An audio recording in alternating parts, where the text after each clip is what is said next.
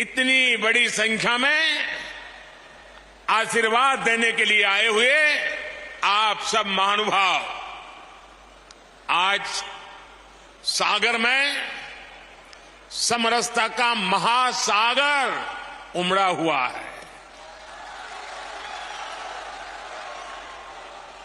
देश की इसी साझी संस्कृति को और समृद्ध करने के लिए आज यहां संत रविदास स्मारक एवं कला संग्रहालय की नींव पड़ी है।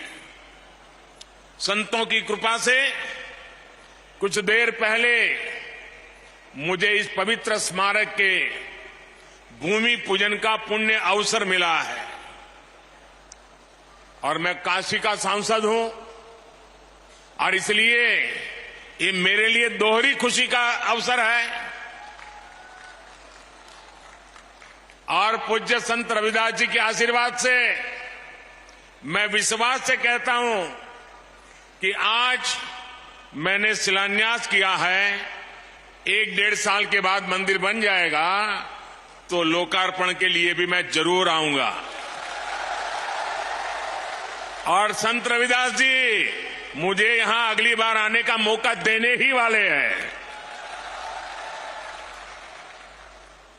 मुझे बनारस में संत रविदास जी की जन्मस्थली पर जाने का कई बार सौभाग्य मिला है और अब आज मैं यहां आप सबके सानिध्य में हूं।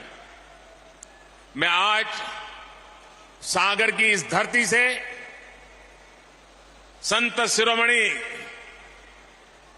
पूज्य रविदास जी के चरणों में नमन करता हूं, उन्हें प्रणाम करता हूं। भाइयों और बहनों, संत रविदास स्मारक एवं संग्रहालय में भव्यता भी होगी और दिव्यता भी होगी। ये दिव्यता रविदास जी की उन शिक्षाओं से आएगी जिन्हें आज इस स्मारक की नींव में जोड़ा गया है, गढ़ा गया है। और आप सभी को बधाई देता हूं। साथियों, प्रेरणा और प्रगति जब एक साथ जुड़ते हैं तो एक नए युग की नींव पड़ती है। आज हमारा देश, हमारा एमपी इसी ताकत के साथ आगे बढ़ रहा है। इसी क्रम में आज यहां कोटा बीना सेक्शन पर रेल मार्ग के दोहरीकरण का भी लोकार्पण हुआ है। नेशनल हाईवे पर 2 महत्वपूर्ण मार्गों का शिलान्यास भी किया गया है। विकास के ये काम सागर और आसपास के लोगों को बेहतर सुविधा देंगे। इसके लिए मैं यहां के सभी भाई बहनों को बहुत बहुत शुभकामनाएं देता हूं।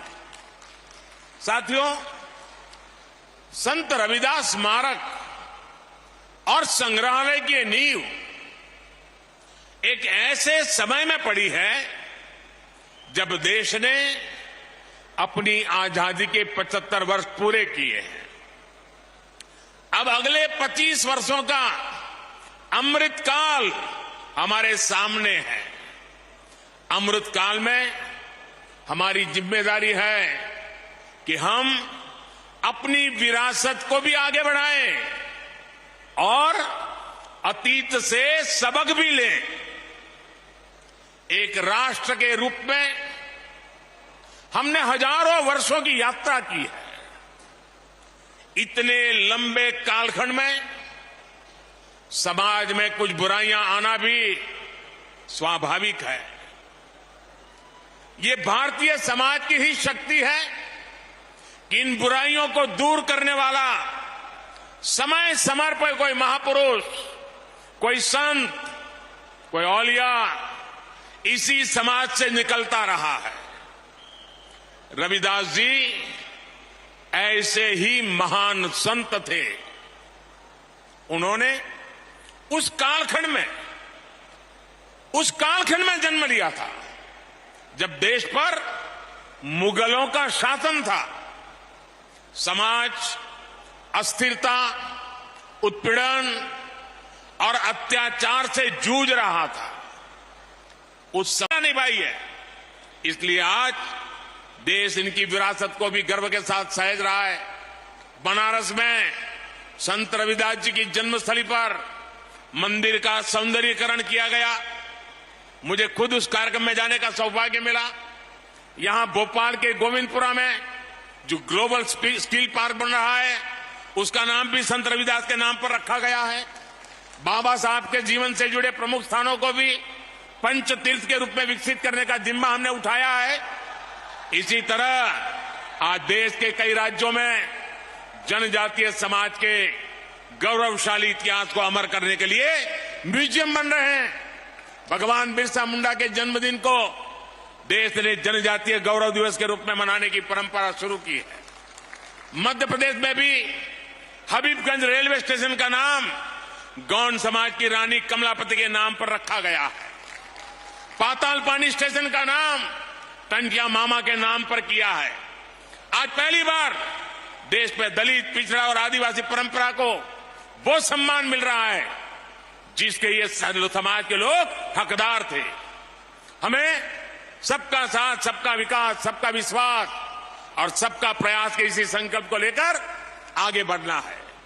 मुझे भरोसा है देश की इस यात्रा में संत रविदास की शिक्षाएं हम सब देशवासियों को एकजुट करती रहेगी।